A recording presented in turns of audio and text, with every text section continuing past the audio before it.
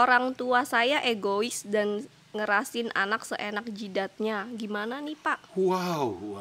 Nanya tentang hukum, tips, kejahatan terhadap anak, dan masih banyak lagi.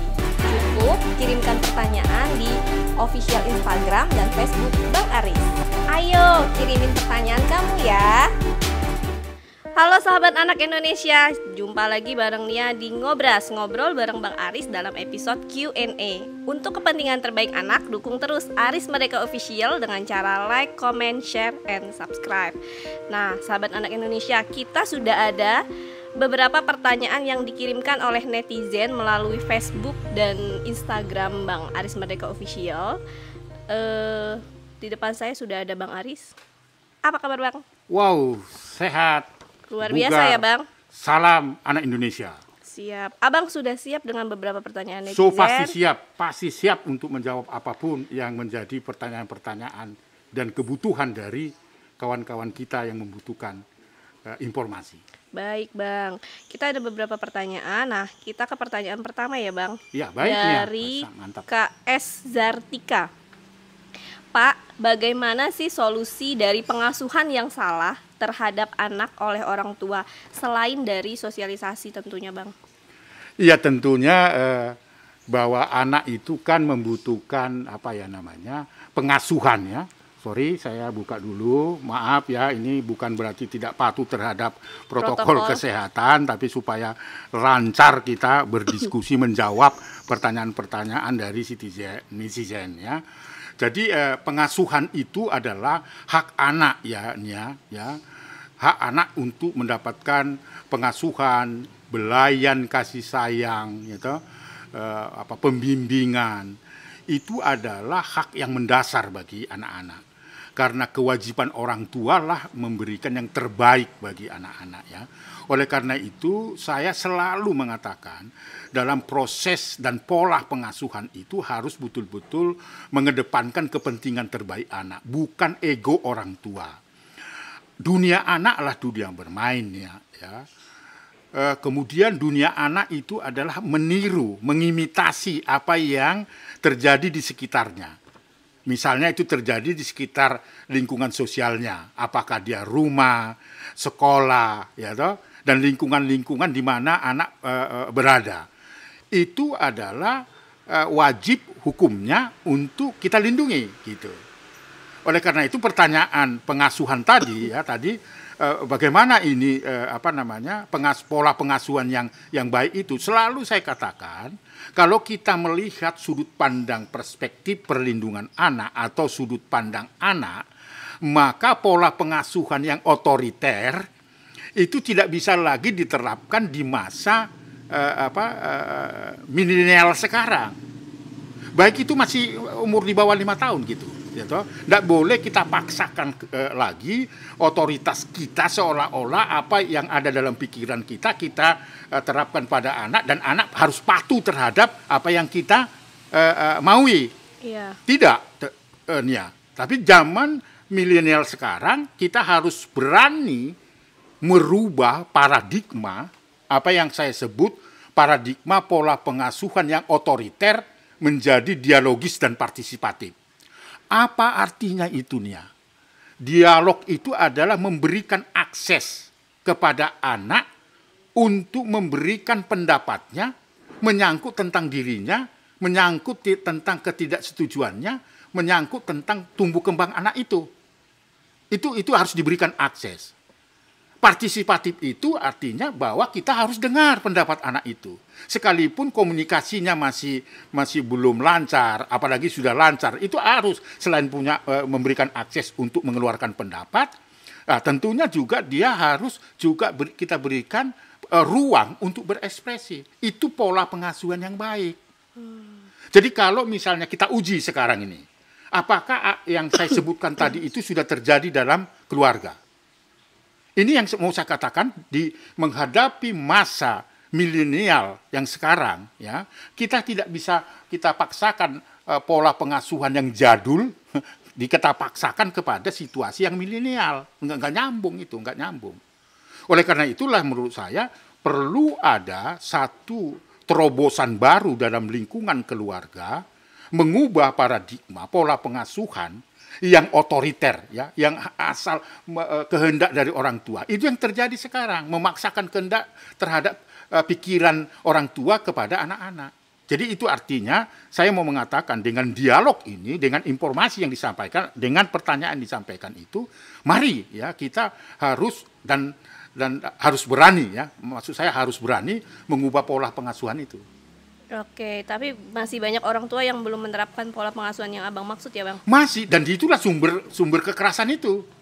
Karena memaksakan kehendaknya. Seolah-olah apa yang ada di dalam pikiran orang tua itulah yang terbaik. Enggak. Saya selalu mengatakan kepada semua orang kalau berdiskusi dengan saya selalu mengatakan jangan lihat anak itu sumber masalah. Harus dibalik, anak itu adalah sumber solusi. Tapi kan orang tua selalu mengatakan, loh ini kan yang terbaik untuk anak. Belum tentu nih, belum tentu. Jadi cara anak nih, kalau saya sebagai anak menyikapi ketika orang tua berbicara seperti itu gimana, Bang? Disitulah ruang anak itu untuk menyampaikan pendapat, ide, gagasan kepada orang tua dan orang tua sebaliknya harus memberikan akses itu. Nanti yang terjadi kan nggak memberikan akses, seolah-olah anak nggak punya pendapat, ya toh? Seolah-olah anak nggak boleh mengeluarkan ekspresinya. Enggak. Itu yang saya katakan tadi. Kita melihat anak jangan otomatis sebagai sumber masalah. Ada anak gitu ya, nanti jatuh, nanti kakimu gini, kamu gimana. Dan itu semua sumber masalah, asal ada anak aja gitu. Sudah sumber masalah gitu. Seharusnya dibaliknya. Ketika ada anak, kita harus lihat bahwa dia sumber solusi. Bisa kok dia mendamaikan orang tua yang lagi ribut, yang punya konflik, bisa. Saya bilang, kadang-kadang orang tua kalau mau mendengarkan aspirasi anak ketika bertengkar atau berkelahi atau ada konflik, itu mendengarkan aspirasi anak ada kok. Dari pengalaman empirik kita, banyak yang anak justru sumber solusi. Itu yang saya sebut pola pengasuhan, ya, yang dialogis dan partisipatif. Kemudian juga jangan lihat anak sebagai sumber masalah saja, tetapi juga dalam pola pengasuhan yang zaman milenial itu anak harus ditempatkan sebagai solusi. Oke, Bang. Nah, untuk KS Dartika sudah sangat jelas nih jawaban dari Bang Aris. Bisa diterapkan juga. Ya, mudah-mudahan ini ya, tapi ini kan diskusi ya. Karena ini peristiwa-peristiwa yang terjadi setiap hari yang harus betul-betul kita meletakkan diri kita adalah perlindung anak-anak kita. Oke, Bang, kita ke pertanyaan selanjutnya ya, Bang. Baik nih ya. Dari Kak Don_Kenzem. Salam kenal Pak, saya kelas 4 SD. Oh, baik. Sudah main Instagram. Salam anak ya? Indonesia, salam untuk anakku, salam untuk cucuku. Oke, kita ke pertanyaan selanjutnya ya, Bang. Dari Kak Sekarwu. Menurut Bapak, langkah strategis apa yang harus dilakukan untuk menekan angka dispensasi nikah? Wah, ini pertanyaan yang saya tunggu-tunggu. Bukan berat saja, tetapi saya tunggu-tunggu karena ini fenomena yang sedang terjadi. Sebuah pertanyaan besar bagi kita semua, bagi Komnas Perlindungan Anak. Sekarang ini banyak anak-anak di masa COVID-19 itu justru banyak di wilayah Jakarta, Jawa Barat, kemudian di luar Jawa juga ya, ada di Sulawesi, kemudian juga di katakanlah di Pulau Jawa dan di NTB gitu, banyak sekarang ini pengaduan-pengaduan yang masuk ke Komnas Perlindungan Anak yang banyak terjadi anak-anak umur seperti yang terjadi di NTB. Ada anak-anak 15 tahun laki-lakinya, terus si perempuannya adalah 12 tahun. Dan dia minta dispensasi pengadilan setelah mendapat persetujuan dari orang tuanya dan lingkungan sekitar dan yang pemegang otoritas kampung itu. Nah, itu terjadi. Dan di Jawa Tengah ada 300-an itu angka yang terlaporkan ke Komnas Perlindungan Anak, usianya di bawah 18 tahun juga minta dispensasi ke pengadilan untuk menikah pada usia anak gitu. Menurut Abang kenapa, Bang? Ini tidak boleh dibenarkan. Artinya maksud saya tidak dibenarkan ya. Karena ini selain itu merusak masa depan anak-anak ya, anak-anak yang akan menikah itu dan menghambat tumbuh kembang anak itu, lalu juga akan merusak alat-alat reproduksi, itu fakta secara medis, bisa juga terancam menjadi kanker serviks gitu ya, rahim dan sebagainya. Lalu kemudian itu adalah salah satu penghambat hak anak untuk mendapatkan pendidikan misalnya. Jadi banyak faktornya. Oleh karena itu saya kira sikap Komnas Perlindungan Anak selain berdasarkan undang-undang yang sekarang ini sudah menyamakan usia anak laki-laki dan perempuan itu boleh menikah 19 tahun. Saya kira berdasarkan itu maka Komnas Perlindungan Anak selain sumber akan menyebabkan masa depan anak akan terhambat dan sebagainya, kita mengatakan bahwa perkawinan usia anak itu harus dihentikan.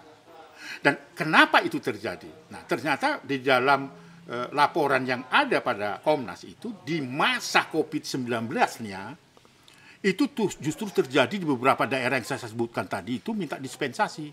Tapi disetujui nggak Bang sama pemerintah setempat? Seyogianya pengadilan tidak akan menyetujui itu.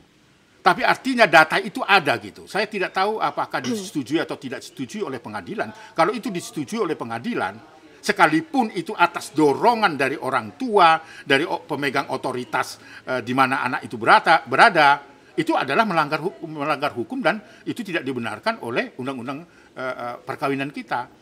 Harapan saya itu tidak terjadi nih ya. Bang, tapi kalau misalnya gini, saya dari sisi si anak atau sisi dari orang tua, itu kan misalnya di daerah pedesaan gitu ya Bang. Daripada mereka, misalnya dari sisi agama nih, mereka bilang daripada melakukan dosa, ya udah dinikahin aja. Itu gimana menurut pandangan Abang? Nggak bisa dibentur-benturkan dengan itu. Hukum tetap hukum gitu loh. Adat tetap adat gitu loh kan. Kebiasaan-kebiasaan itu tetap kebiasaan. Tapi kita harus memperhitungkan mana yang baik. Itu yang selalu saya katakan, harus memberikan pertimbangan terbaik bagi anak. Tapi Bang, ketika itu misalnya menikah, nah berarti si orang tua itu melanggar hukum. Oh iya, sama anak siapapun itu juga? yang mendorong, termasuk orang tua. Misalnya ada peristiwa yang masuk di laporan Komnas Perlindungan Anak, ada anak yang berinisiasi minta dinikahkan, ada. Ya. Ada anak yang justru perempuannya 12 tahun, tapi yang laki-laki ada yang di atas 18 tahun. Ada sebaliknya yang 15 tahun, ya toh, mau menikah kepada anak yang 12 tahun, minta persetujuan dari orang tua. Lalu orang tua minta persetujuan dari otoritas desa itu kan, seperti kepala desa misalnya, penguasa setempat lah yang memberikan otoritas itu, lalu meminta dispensasi ke pengadilan, kan itu proses seperti itu. Nah, ini terjadi kalau itu tiga otoritas tadi memberikan izin kepada anak, itu adalah pelanggaran terhadap hak anak. Jelas, itu pidana, nggak dibenarkan itu. Ada juga satu peristiwa justru didukung ya oleh orang tua karena pada saat tertentu ada anak 15 tahun jalan bersama dengan anak 12 tahun, pulangnya larut malam, ya. Dinikahkan. Lalu kemudian dinikahkan karena menurut adat kebiasaan itu anak yang seperti itu yang jalan pada malam hari ya tidak sesuai dengan adat yang di sana itu dinikahkan. Itu pun melanggar. Dan menimbulkan masalah baru sebenarnya Bang dalam keluarga tersebut. Itu yang saya katakan, selain pada diri anak itu sendiri ya kan dia akan masa depannya terlanggar. Misalnya hak atas pendidikan, nggak bisa sekolah lagi kan? Iya. Katakan mau homeschooling dan itu kan bukan yang normal gitu ya. Nah, tetapi yang terpenting adalah bahayanya mengancam itu tadi tumbuh kembang anak itu sendiri. Dan kalaupun itu terjadi, maka dia akan melahirkan anak juga. Padahal dia membutuhkan perlindungan juga dalam konteks dirinya sebagai anak. Jadi artinya yang mau saya katakan bahwa perkawinan usia anak itu oleh hukum itu adalah dilarang. Oke, Bang. Oleh sebab itu dengan peristiwa ini saya mau mengatakan kepada keluarga Indonesia secara keseluruhan termasuk anak-anak, urungkanlah niat untuk menikah pada usia anak karena itu tidak menguntungkan, merugikan gitu. Oke Bang, ini sebenarnya tema dispensasi menikah di usia anak ini sangat menarik. Mungkin nanti kita bisa bahas di episode tersendiri kali ya Bang, supaya Oh bisa iya, ya lebih ini dalam. memang cukup panjang ya, Iya. karena ini orang hanya menyebutkan sekarang ini perkawinan usia dini, tidak diberlakukan lagi istilah itu yang adalah dalam Konvensi PBB dan Undang-Undang Perlindungan Anak, termasuk Undang-Undang Perkawinan, bahwa istilah itu diubah perkawinan dini menjadi perkawinan usia anak. Yaitu artinya anak di bawah 18 tahun itu tidak dibenarkan apapun yang menjadi faktor pendorong untuk dinikahkan. Oke Bang, nanti kita bahas di Sip. ngobrol selanjutnya ya Bang. Setuju sekali. Ini menarik ya. sekali Bang. Oke, sekaligus saya nanti cari lagi referensi tentang Betul, kasus-kasus terkait baik. ini. Kita selanjutnya ke Kak Haura AF. Pak, bisakah beri kata mutiara untuk anak yang memiliki banyak tekanan masalah tapi masih bisa tersenyum? Oke, sepertinya Kak Haura sedang ada masalah dan butuh kata-kata mutiara nih dari Abang. Iya, saya kira bukan kata mutiara ya, jadi, seperti ini. Semangat ya. gitu ya, Bang? Semangat ya. Hati yang gembira itu adalah obat. Hati yang gembira itu adalah obat. Itu harus dilakukan. Kalau kita menghadapi masalah dengan gembira, gitu, kita tidak terjebak pada masalah itu. Oleh karena itu, kalau kata-kata mutiara ini bisa dipakai, bergembiralah terus-menerus dalam kehidupan kita. Oleh karena itu, hati yang gembira itu adalah obat dari segala persoalan yang kita tanggung saat ini. Oke, itu ngena banget tuh buat Kak Haura. Semoga terus semangat, terus Ya, berjuang itu apapun bagian yang dari sedang semangat dihadapi ya Kalau Bang. kita gembira terus gitu kan, itu kan pasti melupakan dan sebagainya. Dan awet muda Bang. Itu dia. Oke, Itu yang saya lakukan ya. Siap. Itu yang saya lakukan setiap hari. Saya harus gembira walaupun dompet saya kosong, Tipis. ada problem-problem yang kita hadapin di kantor yang begitu rumit gitu. Bawa aja dengan hati gembira. Pasti ada obat. Obat itu jalan keluar. Oke Bang, masih banyak jalan menuju Roma. betul. Siap. Kita ke pertanyaan selanjutnya ya Bang, dari Kak Helonzel _ Orang tua saya egois dan ngerasin anak seenak jidatnya. Gimana nih Pak? Wow. Jadi saya kira ini kan bukan hanya siapa tadi itu tadi? Helonzel. Bukan hanya masalahnya Elon John, tetapi ini masalah anak-anak sekarang, apalagi menghadapi COVID-19 ini. Banyak orang tua yang saat ini ya frustrasi, ya sudah lebih 1 tahun menghadapi COVID-19, kemudian menghadapi karakter anak yang berbeda-beda. Belum lagi kita kehilangan pekerjaan, kesempatan kerja dan sebagainya. Itu kan akan menumpuk menjadi beban psikologis daripada orang tua. Nah, oleh karena itu saya kira anak juga harus memahami itu bersama-sama, karena orang tua menghadapi COVID-19 ya dengan kondisi yang tidak menguntungkan, anak-anak juga demikian, orang tua tidak siap. Saya kira bagaimana caranya ya, seperti apa yang saya katakan tadi, harus betul-betul kita memahami apa yang sedang terjadi di dalam kehidupan kita gitu. Oke Bang. Oke, kita ke pertanyaan selanjutnya ya Bang. Semoga untuk Kak Helonzel mungkin juga bisa kali ya Bang konsultasi ke Komnas atau ke LPA bisa. terdekat Iya, bisa, saya untuk kira. mencurahkan isi hatinya mungkin Iya. sedikit, atau nanti bisa dimediasi dengan orang tuanya kali ya Bang. Betul. Supaya orang tuanya lebih mendengarkan. Mendengar, iya. Yang seperti tadi pertanyaan yang pertama tadi Betul. Abang sudah sebutkan dari KS Zartika tentang pola pengasuhan dan lain-lain tadi. Ya, itu artinya kita perlu menjelaskan itu lebih detail lagi. Tapi paling tidak saling memahami lah ya. Orang Saling tua memahami. juga jangan memaksakan kehendaknya pula gitu. Kuncinya saling memahami ya Saling Bang. memahami, saling memberikan akses, saling menghormati itu penting. Dialognya juga dialog partisipatif gitu, guyon gitu ya. Kenapa nak? Kamu merasa apa nak? Dan sebaliknya, Pak, kok Bapak sih emosi terus gitu loh. Kok ngegas terus sih, Pak gitu ya. Itu bisa diingatkan anak. Dan sebaliknya juga orang tua, nak, kamu kok ngegas melulu sih gitu. Apa persoalanmu? Nah, itu artinya kan dialog di situ kan. Itu yang benar nih ya gitu. Saya selalu harus mengatakan itu. Perspektifnya harus itu. Ya kan? Jadi kalau orang tua, anak-anak dan semua saling ngegas, yang ngerem siapa sih gitu loh. Tetapi sekali lagi kalau kita mau berdiskusi ya kita terbuka, Komnas Perlindungan Anak juga akan membuka akses untuk berdialog untuk mencari solusi yang terbaik terhadap persoalan-persoalan seperti ini nih ya. Oke Bang, kita selanjutnya ke Kak Quinsa_NA. Selamat malam Pak. Apakah peristiwa pencabulan yang sudah terjadi beberapa tahun yang lalu masih bisa dilaporkan? Kalau unsur-unsurnya terpenuhi, sekali lagi ya, sebuah kejadian, sebuah perkara, termasuk tadi pertanyaan sebuah perkara atau kasus kejahatan seksual atau perlakuan salah lainnya yang sudah terjadi katakan setahun 2 tahun yang lalu gitu kan, itu bisa masih dilaporkan jika unsur-unsurnya terpenuhi, saksi-saksi juga itu terpenuhi, itu bisa diteruskan. Minimal 2 alat bukti ya Bang? Iya, karena nggak ada sifatnya yang kadaluarsa, apalagi kasus kejahatan seksual.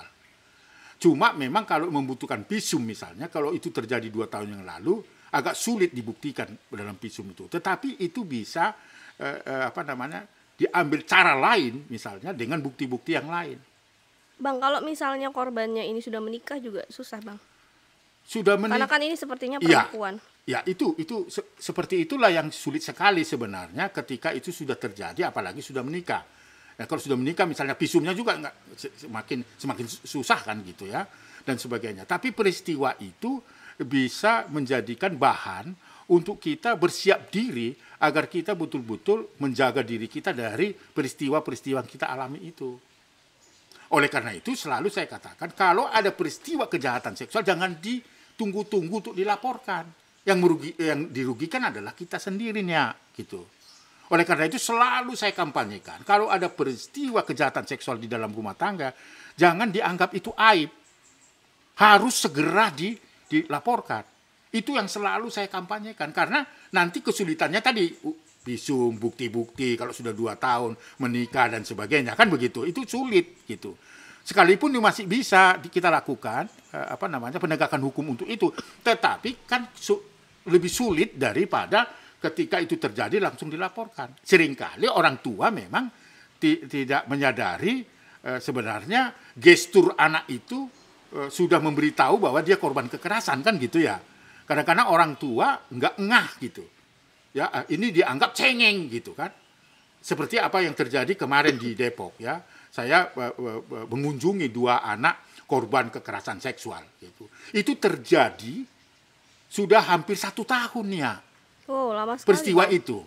Tetapi baru 2 minggu yang lalu anak ini mengeluh kesakitan waktu membuang air besar dan air kecil.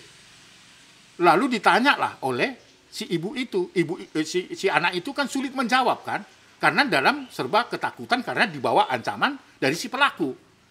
Itu yang mau saya katakan tadi, jangan peristiwa itu sudah ada dan gerak-gerak anak-anak untuk menunjukkan bahwa dia minta pertolongan, lalu kita cuek gitu. Itu merugikan. Oleh karena itu setiap kali ada kasus kejahatan seksual atau pelanggaran terhadap anak itu harus segera mungkin itu dilaporkan dan tinggalkan istilah aib gitu loh. Memang peristiwa itu harus ditangani dengan sebagainya. Itu yang selalu saya kampanyekan terusnya. Kejahatan seksual itu harus segera dilakukan dan jangan dianggap itu sebagai aib. Itu satu. Tapi mungkin kan dari korbannya juga mereka ngerasa malu Bang gitu. Betul. Tetapi misalnya dari keluarga aja ketika dia jadi korban, keluarganya udah nyalahin. Gimana ketika orang lain tahu terus tiba-tiba makin tersudut gitu kan. Ada satu kasus kayak gitu Bang terjadi. Justru itulah yang mau saya katakan tadi kan, harus kita perhatikan secara seksama kan. Ya. Ada anak-anak yang karena tekanan dari pelakunya atau tekanan dari orang tua justru Bang. Ya, bisa sebelum itu tekanannya bisa dari si pelaku jelas kan. Di mana-mana itu. Paling tidak jangan beritahukan kepada siapapun, termasuk ibu. Ada ancamannya, kau nanti saya pukul, kau akan saya bunuh, nah gitu kan. Si pelaku itu kan selalu dibawa ancaman dan uang tutup mulut dikasih misalnya 2.000, 5.000. Nah, ketika terjadi seperti itu, ketika dia berhadapan dengan ibu dan keluarganya, Dia juga merasa kalau ibunya itu adalah otoriter, ya makin takut dia mengabarkan itu atau memberitahu itu, bisa-bisa anak itu akan dimarahi lagi kan. Akhirnya dia pendam kan. Kesakitan yang muncul. Baru itulah yang akhirnya diperhatikan oleh orang tua, kenapa ini anak ya? Kok ngigau ya? Kok mimpi buruk ya? Kok selalu berteriak atau nangis ya kalau dia buang air kecil? Baru di situ terjadi kesadaran itu. Maka yang saya selalu katakan bahwa anak-anak harus diperhatikan secara ekstra. Apalagi kalau itu tinggal di daerah padat penduduk. Lalu yang kedua, warga masyarakat juga harus betul-betul memberikan perhatian terhadap aktivitas-aktivitas anak yang terorganize di kampung itu. Apakah ini untuk melindungi, apakah untuk mencelakakan anak. Jadi warga setempat, otoritas desa, RT dan lurah juga harus mempunyai tanggung jawab terhadap itunya. Oke Bang. Bang, kita masih ada 2 pertanyaan lagi. Baik, dengan senang hati ya, dengan senang siap. hati. Kita ke pertanyaan selanjutnya ya Bang. Dari Kak Luki_Nasution. Untuk menuntut nafkah anak pasca cerai, lapornya kemana ya Pak? Nah, sekarang saya ingin tahu dulu ya, karena ini kan informasi mentah ya Bang. Ya, tapi paling tidak saya bisa menangkap gitu. Biasanya kalau ada proses perceraian karena konflik keluarga gitu kan, kalau itu diajukan penafkahan, lalu pengajuan pengasuhan. Gitu. Yeah. Itu kalau ditetapkan pengadilan, kalau misalnya itu ditetapkan oleh pengadilan, maka otomatis sebenarnya salah satu pihak yang diberikan kewajiban untuk memberikan nafkah itu harus mengimplementasikan sesuai dengan keputusan pengadilan itu. Misalnya pengadilan memutuskan hak asuh pada ibu. Nah, lalu kemudian si bapak ya, mantan suami yang sudah diputuskan dalam perkawinan itu diwajibkan untuk memberikan nafkah 7 juta misalnya. Maka itu harus dilaksanakan. Nah, jika itu tidak dilaksanakan oleh si ayah atau sebaliknya si ibu, maka itu disebut namanya wan prestasi melanggar hukum. Itu bisa minta lagi dukungan dari pengadilan bahwa putus pengadilan itu tidak dijalankan. Nah, di samping itu juga bisa minta lawyer gitu ya, atau pendamping. Bahkan ya Komnas Perlindungan Anak selalu membantu banyak orang tua ketika misalnya diputus oleh pengadilan bahwa ada kewajiban untuk menafkahi tapi tidak dilakukan. Apalagi kalau misalnya itu orang tua yang diberikan kewajiban itu sebenarnya punya kemampuan secara ekonomi, kecuali tidak punya kemampuan secara ekonomi. Beda toh. Kalau misalnya saya ditetapkan oleh pengadilan bahwa saya punya kewajiban untuk memberikan nafkah kepada anak saya atas putusan pengadilan, tetapi saya tidak mampu karena saya tidak punya sumber ekonomi, ya dari mana gitu. Walaupun itu sebuah kewajiban atas dasar pengadilan. Jadi kemana mengadu, bisa minta juga ke pengadilan untuk mempertanyakan kembali bahwa pengadilan bisa membantu untuk mengeksekusi nafkahnya itu. Seperti baik, itu. Bisa ke Komnas Perlindungan Anak juga. Oke, untuk Kak Luki Nasution sudah sangat jelas ya Kak. Kita selanjutnya ke pertanyaan terakhir nih Bang dari baik, dengan senang hati. Dari Kak Anak TV. Kasus pemuda berinisial AT 21 tahun, diduga sih katanya ya Bang, anak anggota DPRD Kota Bekasi, memperkosa remaja berusia 15 tahun dan lebih dari sekali. Tanggapan Abang tentang kasus ini Bang? Pertama saya prihatin terhadap itu. Ya, untuk korban ya, semangat terus. Jangan mundur ya. Banyak orang, banyak pihak, keluarga juga pasti akan mendukung. Itu yang pertama. Yang kedua, ini merupakan kejahatan luar biasa ya. Karena dilakukan oleh, artinya yang punya latar belakang keluarga yang mampu, yang tahu hukum lah gitu ya. Tadi kan anggota DPRD ya. Iya. Bagi saya, siapapun, apapun latar belakangnya, pemegang otoritas negara ini pun ya, atau pemegang kekuasaan negara ini sekalipun, jika terbukti melakukan kejahatan seksual, itu merupakan tindak pidana dan perbuatan yang tidak terpuji. Oke, jadi kalau itu terjadi, apalagi itu anak anggota DPR, nggak ada toleransi. Tetap harus mengikuti undang-undang. Tidak yang ada berlaku toleransi. ya, Bang. Ya, selalu saya kemakan tidak ada toleransi dan tidak ada kata damai. Apalagi nanti saya mengetahuinya misalnya bahwa si korban itu adalah keluarga miskin, lalu itu dieksploitasi untuk mengajak damai dan sebagainya hanya karena uang. Oh no. Komnas Perlindungan Anak akan menjadi garda terdepan untuk itu. Saya selalu kalau kau tanya tentang itu, saya pasti akan mengatakan secara tegas. Mungkin orang melihat saya emosional. Enggak. Harus saya tegakkan. Karena itu kehancuran dari anak itu sebenarnya. Apa yang saya katakan tadi, sekalipun yang melakukan adalah orang yang punya otoritas memegang kekuasaan di negeri ini, kalau terbukti melakukan kejahatan seksual terhadap anak, tidak ada toleransi. Tidak ada toleransi. Saya juga sekali lagi tidak akan berhenti untuk melakukan tindakan penyelamatan itu, kecuali dunia ini runtuh. Oke, Bang. Ya, itu komitmen kita ya. Jadi saya kira ini saya mengatakan kalau ada hal seperti itu, monster-monster dan predator seperti itu harus enyah dari bumi ini. Supaya apa? Supaya anak sebagai masa depan keluarga, sebagai masa depan bangsa, itu bisa dijamin oleh negara. Oleh karena itu, Nia dan saya dan semua orang wajib hukumnya memberikan perlindungan pada anak-anak dalam situasi apapun. Oke, Bang. Terima kasih untuk ngobras Q&A hari ini. Ya, saya kira apa yang saya sampaikan mudah-mudahan ini menjadi informasi, menjadi apa? Inspirasi dan sumber informasi ya. Mudah-mudahan apa yang saya sampaikan itu bermanfaat, dan jika ada kata-kata yang salah tentu saya minta maaf. Itulah Aris Merdeka Sirait. Oke, sampai ketemu di ngobras selanjutnya ya, Bang. Terima kasih. Nah, itu tadi ngobrol bareng Bang Aris dalam episode Q&A. Saksikan Q&A setiap hari Rabu jam 7 malam. Untuk kepentingan terbaik anak, dukung Aris Merdeka Official dengan cara like, comment, share, and subscribe. Salam anak Indonesia. Anak terlindungi, Indonesia maju. Sampai jumpa.